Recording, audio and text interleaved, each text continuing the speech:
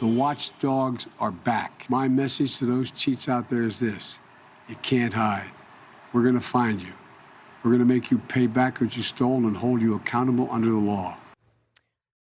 Okay, so yeah, he said that. President Biden talking tough on fraud and COVID pandemic relief programs. Well, federal agents have their work cut out for them. So get this, according to the Labor Department, there are 39,000 open investigations into suspected unemployment fraud, marking a 1,000% increase from pre-pandemic levels. Larry Kudlow is here. Larry, this is pretty frustrating for people to find this out. Call for number one, just quickly. Number of government employees working on the suspected fraud cases. The Labor Department has 500 workers working on 39,000 cases. Small Business Administration, 50 workers for 2 million cases of fraud, Larry. The fishing. Well, good luck. Good luck on that. I mean, you know, can I just step back for a minute? These are very bad stories.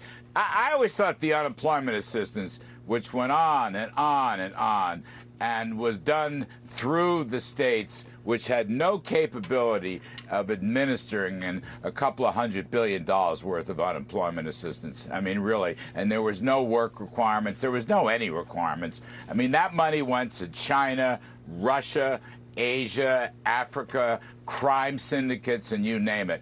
Now, what are they going to do? I think it's going to be very, very difficult to get much of this stuff back. I think the estimates from the House Ways and Means Committee, about $160-something billion of fraud in the unemployment compensation, the unemployment assistance. What are they going to do exactly? The moral of the story is don't do this. Here, 2 points. One, do not shut down the economy, okay? It didn't work. It did not work, okay? We shut it down at the very beginning of the pandemic in March and April of 2020. We probably should have stopped then. And then it went on and on for almost 2 years. The shutdowns didn't work. The states that stopped shutting down did better than the states that kept shutting down. That's point number one. Point number two, do not keep throwing government money. Whatever the intentions are, there is no way to monitor it. Fraud is inevitable. Crime is inevitable. That's the way the system works. The government can't control any of this stuff. By the way, the COVID is over, or mostly over, okay? I don't want to get slammed for that, but it's basically over. We don't even test anymore much. The fact of the matter is we're still throwing money at it. Sure. This bill that's just come down the pipe is $800 billion. They are still throwing money at these so-called social problems with no work requirements, with no way of monitoring or controlling it. So what are you going to do? On that point, what Larry, are you going to do? Yeah, here, I mean, the Trump administration gave out $3 trillion. Biden administration gave out $2 trillion. That's a lot of trillions. If you really wanted to crack down on this, instead of jacking up the IRS by 2x, you'd put that money toward this pandemic fraud that we're discussing here. You mentioned the IRA, the Inflation Reduction Act. Apparently, the question is, what's in a name? And some of the answers are emerging through the media. Just have a sample and listen to this, Larry. They called it the Inflation Reduction Act as a marketing device, in part to lock down the vote of Joe Manchin. The Inflation Reduction Act basically speaks to what everybody's concerned with right now, kitchen table checkbook items. This is marketing branding genius. Completely marketing tool.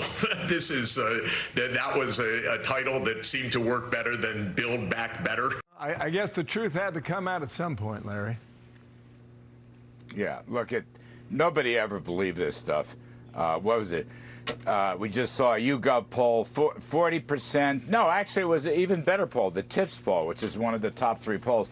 That thing, 40% of the people believe that inflation is going to go up, okay? And some tiny number, like 15%, believe it's actually going to go down. That was a fraudulent claim to begin with. It's not going to work. My favorite thing here is the EPA, the Environmental Protection Agency, now Kids has its own bank. Okay, aren't you happy to hear that? They have their own bank to hand out money against fossil fuels, to give renewable money, $27 billion bank inside the EPA, which has wait for it, no banking experience, no credit, no risk analysts, no payments mechanism, no nothing. $27 billion bank. So I want you kids to sign up.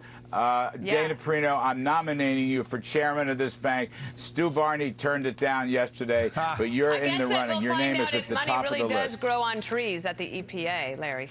Thank you so much for being here with us. That's pretty good, Dana. All right. We'll see you at Fox Business 4 o'clock.